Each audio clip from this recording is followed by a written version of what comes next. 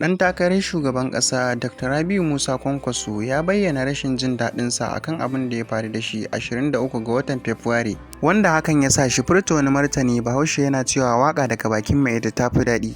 Ko mu san rundunar da muke tafiya da ita. In man da son zaman lafiya, wallahi ina gaya maka yau na sa a kawo mun gwamnan Kano. Sai dai fito mun da Najeriyan Army. Gwamnan Kano zan sa a kamo shi. Wannan yaran wallahi za su je su ɗauko shi. Inda ce su cinye kamar karas. Za su cinye shi da bakin su za su cinye shi. Amma saboda dimokuraɗiyya ake so, kuma so muke a zauna lafiya. Kullum yaran nan ga su nan koya musu muke ku zauna lafiya.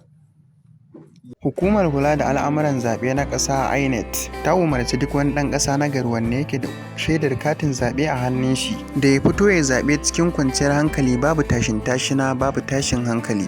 Idan har yau ne farkon zuwanka wannan YouTube channel namu, ka daure ka danna mana subscribe, kana ka danna mana alaman ƙararrawa, ka mana like ta yanda za mu ringa kawo maka al'amuranmu da zarar mun ɗora.